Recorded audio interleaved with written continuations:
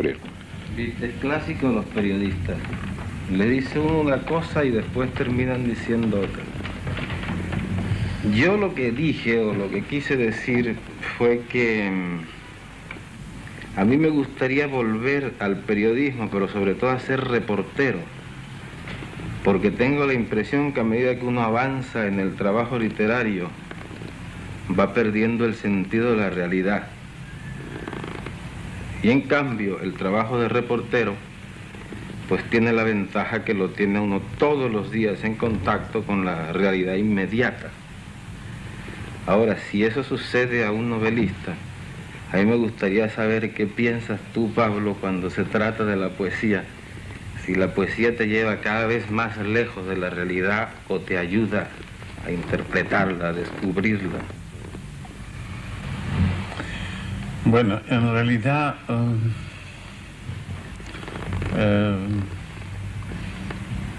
poeta tiene cierta tendencia a alejarse de la realidad viva, de la realidad actual, de la realidad viviente.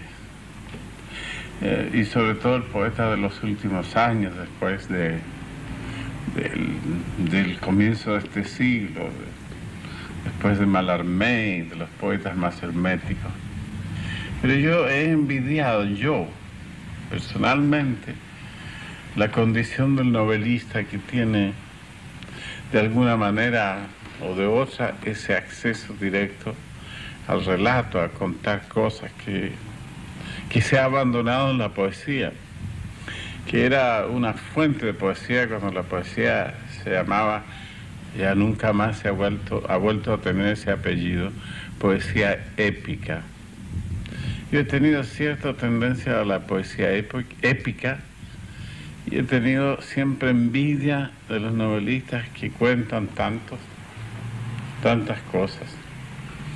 Y si en algún escritor, y espero que me perdone todo el mundo y tú mismo de que estés aquí presente, se reúnen esa indagación o sumersión en la realidad viva y en la realidad mágica, uno de los novelistas que da el ejemplo en eso es Gabriel García Márquez, con quien estoy hablando en este momento.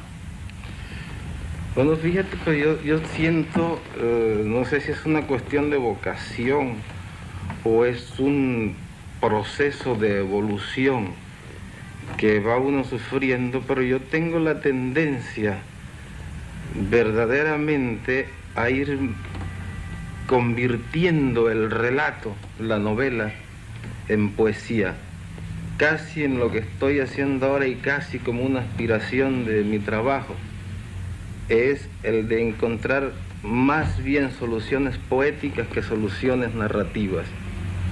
Ahora, lo que no sé es a dónde nos va a conducir toda esta conversación, porque es absolutamente falsa y hecha para la televisión, ¿verdad?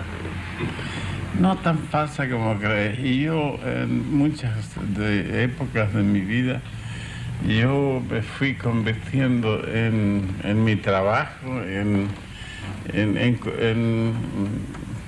todo lo contrario, en buscar el modo de contar algo, de contar cuentos. Y yo no le temo por lo demás a ninguna experiencia en ese sentido, porque cuando pensé que la poesía, cuando más se odiaba a la poesía, ya se odió a la poesía épica, a la poesía que contaba algo. Ya nadie trató de escribir como Homero el relato de un pueblo, ni como el Dante las luchas y las pasiones de gente que existían y que vivieron. Ya nadie lo quiso hacer más, y yo no le tuve miedo a eso, sin ser ni Homero ni Dante. Pero también se odió la poesía didáctica, la que enseñaba algo. Yo me propuse hacerlo, me propuse que se enseñaran a hacer cosas con mi poesía.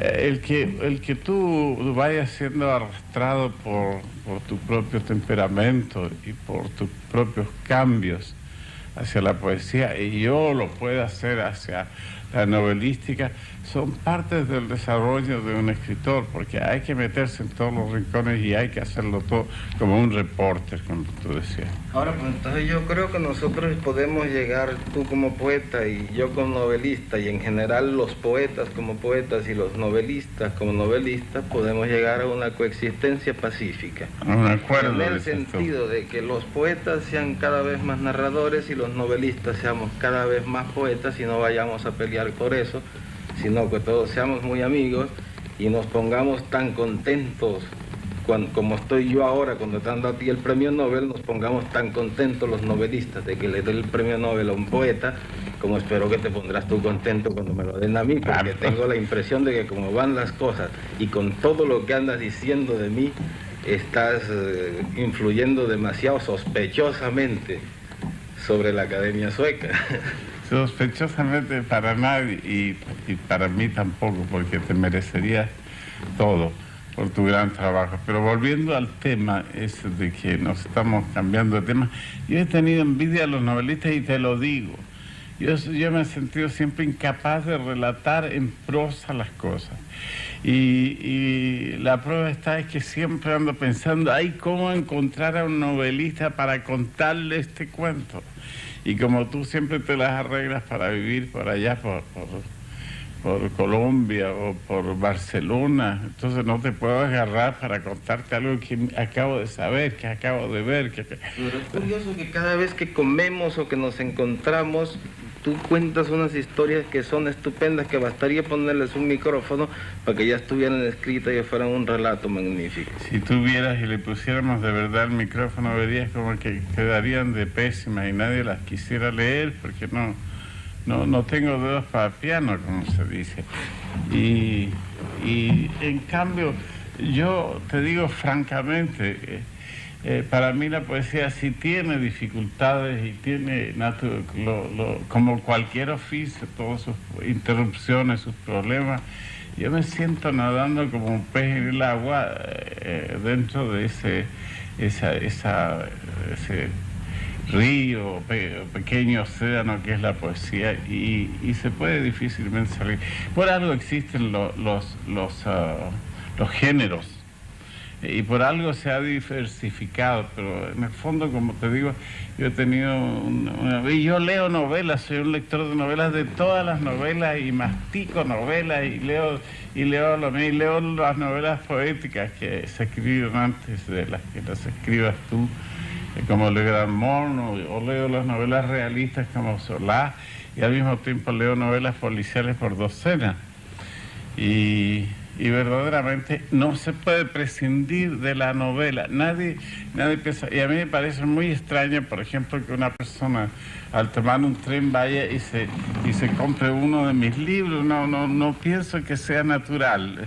Estaría yo feliz de acechar por una ventanilla y ver que alguien va y paga y se sube a un tren para viajar un día en ferrocarril con uno de mis libros, pero lo más lógico es que este señor, este viajero, se compre una novela para leer lo que se piensa. Yo he dicho, la novela es el bistec de la literatura, es lo que la gente quiere comer fuerte.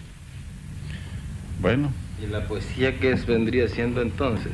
La poesía es otra parte. Si la novela es el bistec, ¿qué sería la poesía? La poesía es como una especie de acto de, en fin, esto es un poco pedante lo que yo estoy diciendo, como una especie de parte del amor, parte de la acción del amor. Debe ser algo más íntimo y más recogido. Yo también, todo esto es discutible, porque también me gusta la poesía de gran ámbito y la que se esparce para afuera y la que da un movimiento de masa, pero en realidad el que alguien tome un libro de poesía es para leerlo recatadamente, es una comunicación secreta, intransferible, con partes del alma del poeta y de la persona que está leyendo, y esa comunicación subjetiva existe y es verdadera, y la siente como una corriente eléctrica alterna o la otra, la siente todo el mundo.